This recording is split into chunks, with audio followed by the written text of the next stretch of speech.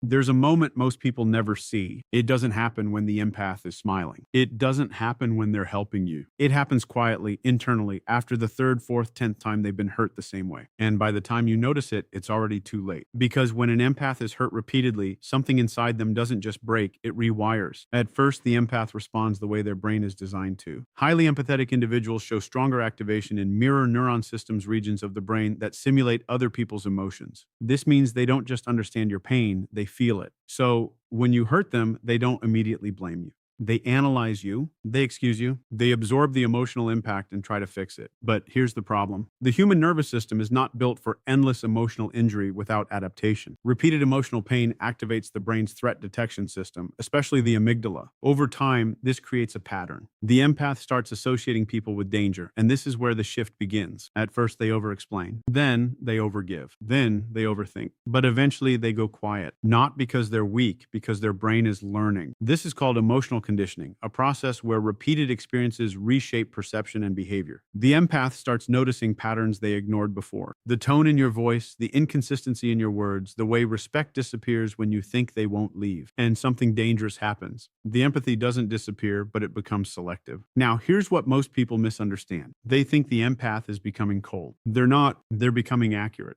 The prefrontal cortex, the part of the brain responsible for decision-making, starts overriding emotional impulses. This creates a new internal rule. Feeling deeply is no longer enough. Evidence matters, and once that rule is installed, the empath becomes one of the hardest people in the world to manipulate. But the transformation doesn't stop there. Repeated emotional pain also triggers something called emotional fatigue. Studies show that constant emotional strain reduces the brain's ability to regulate stress hormones like cortisol. In simple terms, the empath gets tired of caring more than the other person. This is the exact moment they start pulling back, not dramatically, not loudly, but strategically. They stop explaining, they stop chasing, they stop trying to be understood by people who benefit from misunderstanding them. And here's the part that shocks people. This is actually where the empath becomes the strongest. Because now their empathy is no longer a weakness being exploited, it's a tool being controlled. They begin setting boundaries not out of anger, but out of clarity. They start observing instead of reacting. They stop giving unlimited access to people who provide limited respect. There's a quiet transformation that begins the moment an empath is hurt, and then hurt again, and then again. At first, nothing looks different on the outside.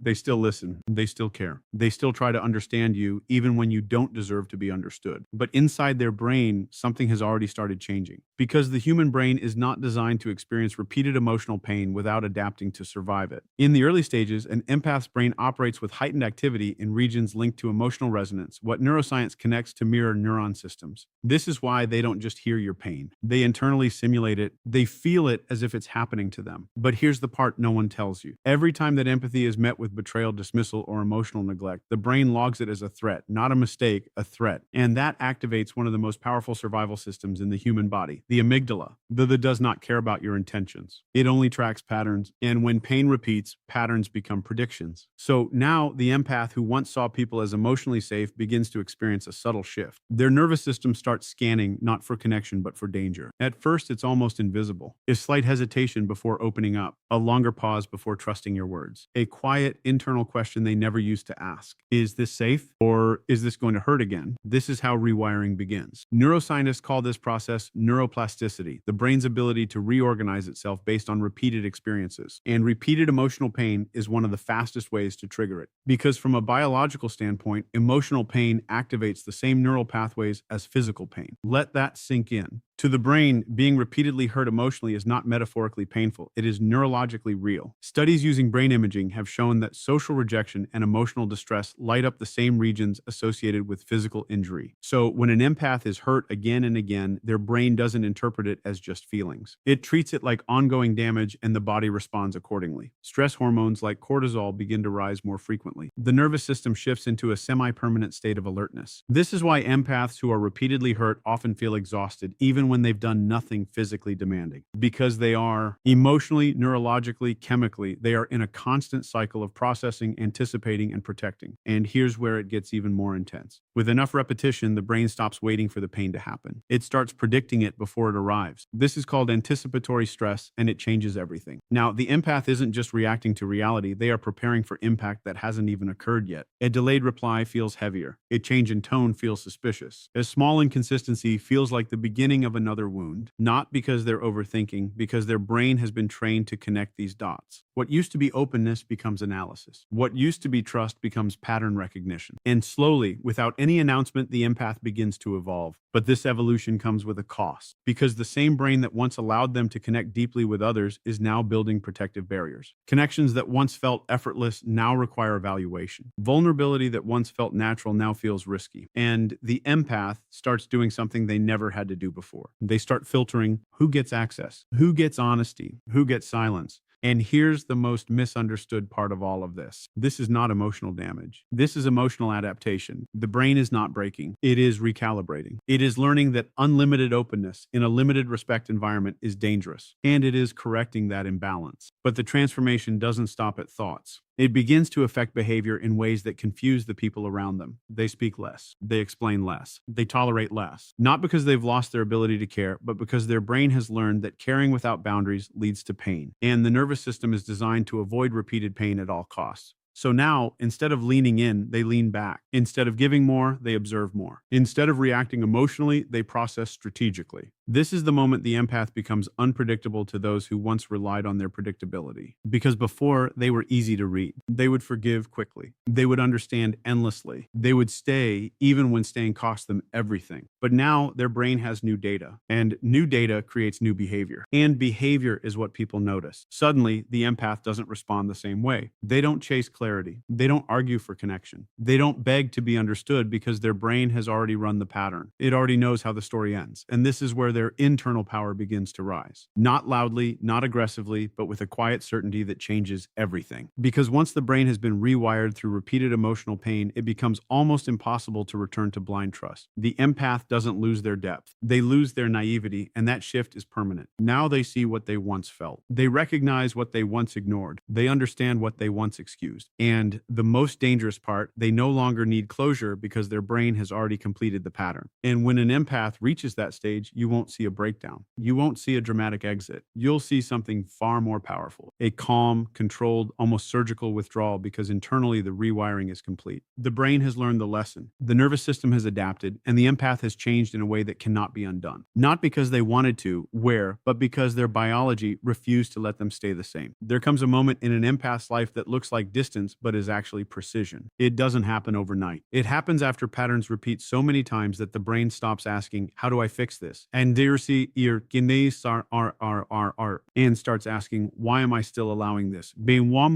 In me. Because empathy, in its raw form, is unlimited. It gives without measuring. It understands without proof. It forgives before accountability even arrives. But the human brain is not designed to operate without limits forever. And when an empath is exposed to repeated emotional inconsistency, something begins to shift at the neurological level. At first, they still feel everything. That doesn't change. What changes is what they do with what they feel. Because every time empathy is given and not reciprocated, the brain registers an imbalance, and the brain hates imbalance. From a psychological standpoint, this creates what's known as cognitive dissonance state, where actions and outcomes don't align. I give honesty but receive confusion. I show loyalty but receive unpredictability. I offer care but receive distance. This internal conflict forces the brain to resolve the tension, and it has only two options: either keep believing in the same pattern or update the pattern entirely. This is where selective empathy is born, not as a defense mechanism of weakness, but as a correction mechanism of intelligence, because the prefrontal cortex, the part of the brain responsible for decision-making and behavioral control, starts stepping in. It begins overriding the emotional impulses that once operated freely, and suddenly the empath who once reacted instantly pauses. Not because they don't care, but because they're evaluating. This pauses everything because in that space something new happens. Observation replaces assumption. Data replaces hope. Patterns replace promises, and this is backed by behavioral science. The brain is constantly running predictive models based on past experiences. When those experiences become consistent, the brain stops treating them as exceptions and starts treating them as rules. So now the empath doesn't need repeated explanations. They need consistent evidence, and when that evidence doesn't show up, something inside them quietly withdraws. Here's the part most people never notice. The empath is still feeling everything, but they are no longer reacting to everything. This is emotional regulation at its highest level, and it's not natural to them. It's learned through pain because repeated emotional disappointment trains the brain to conserve energy. Caring deeply for the wrong people is not just emotionally draining, it is biologically expensive. Every emotional surge triggers chemical reactions, dopamine, oxytocin, cortisol, and when those cycles are constantly disrupted by inconsistency, the brain starts reducing investment to protect itself. This is why the empath becomes selective. Not cold, not detached, selective. They begin choosing where their empathy goes the same way a strategist chooses where to place resources, because now they understand something they didn't before. Empathy without boundaries is self-destruction. And once that realization locks in, their behavior changes in ways that feel almost unrecognizable. They stop explaining their intentions to people who misinterpret them. They stop offering emotional access to people who misuse it. They stop trying to be understood by those who benefit from misunderstanding them. And this isn't emotional shutdown, it's emotional precision. Because selective empathy doesn't mean feeling less, it means directing feeling correctly. This is where the empath becomes dangerous to toxic dynamics, because they are no longer predictable. Before, you could rely on their patience, you could rely on their forgiveness, you could rely on their willingness to stay even when staying made no sense. But now there are conditions, unspoken but real. Consistency matters, respect matters, effort matters. And if those variables aren't present, the empath doesn't argue. They adjust quietly, strategically. And here's the psychological shift that changes everything. They stop asking, how can I make this work?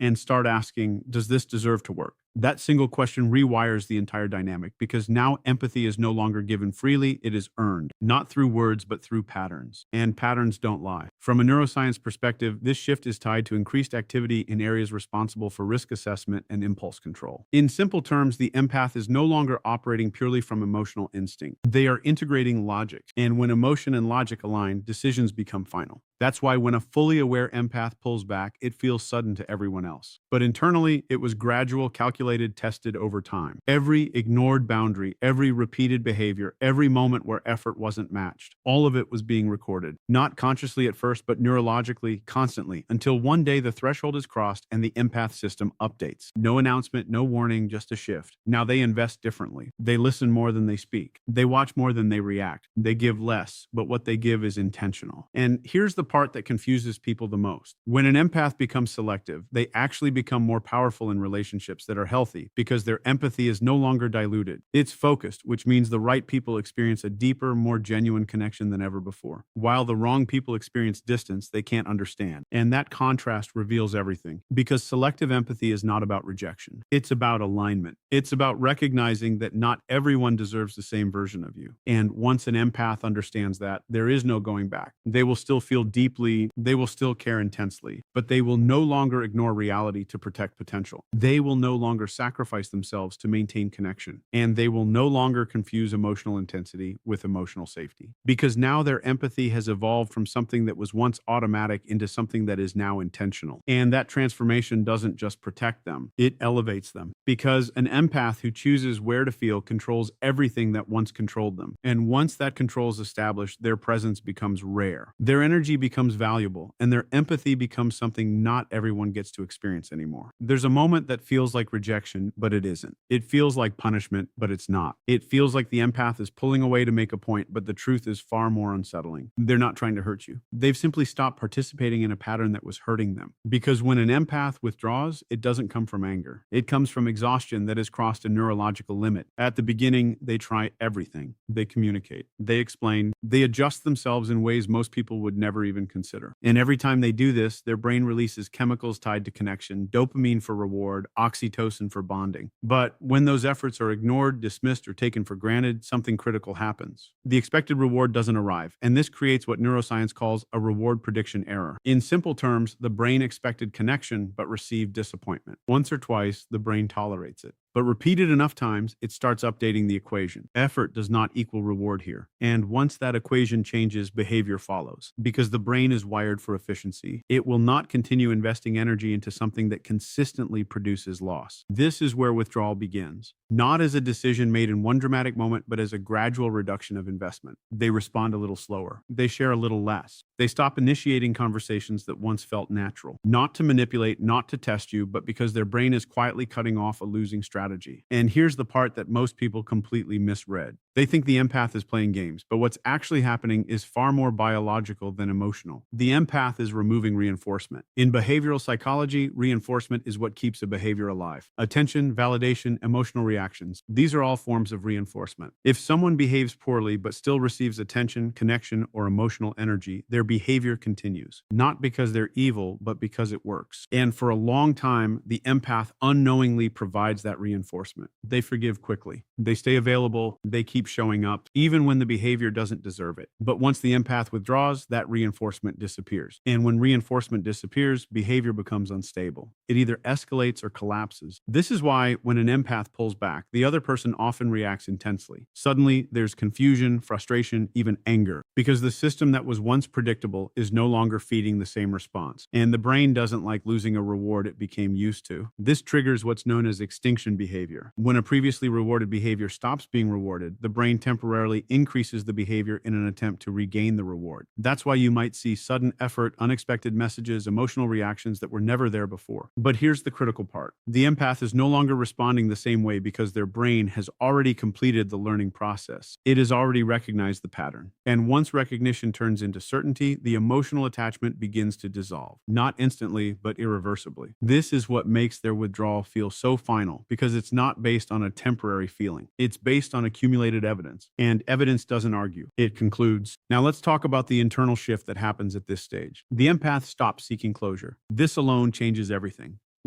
Because closure psychologically is the brain's attempt to resolve uncertainty. But when patterns become clear enough, uncertainty disappears. There's nothing left to solve, nothing left to decode. The brain has already answered the question. And once that happens, the need to chase explanations vanishes. This is why the empath becomes quiet, not because they don't have anything to say, but because they no longer need to say it. And silence in this context is not weakness, it's resolution. It's the brain signaling, we're done investing here. And here's where the real power begins. Because when emotional energy is withdrawn from one place, it becomes available somewhere else. The empath starts redirecting it into themselves, into their peace, into relationships that don't require constant repair. And this is not just emotional, it's physiological. Chronic emotional stress has been shown to elevate cortisol levels, disrupt sleep patterns, weaken immune function, and even impact heart health. So when the empath withdraws from a toxic dynamic, they are not just protecting their feelings, they are protecting their body. Their nervous system begins to stabilize. Their mental clarity improves. Their energy returns. And for the first time in a long time, they feel safe. Not because the world changed, but because they changed their exposure to it. And this is why their withdrawal is not a loss. It's a correction, a realignment with what the brain and body were asking for all along. But here's the part that hits the hardest. Once an empath reaches this stage, they rarely go back because the brain does not unlearn what it has fully understood. It doesn't forget the pattern. It doesn't ignore the data. It moves forward with it. And that makes their absence feel permanent, not dramatic, not explosive, just complete. Because they didn't leave impulsively. They left after staying longer than they should have, after trying more than they needed to, after giving more than was ever returned. So when they finally withdraw, it's not an emotional reaction. It's a final decision backed by biology, psychology, and experience. And that's why it feels so different. There are no mixed signals, no half presence, no lingering attempts to fix what has already been understood. Just distance, clear, intentional, unapologetic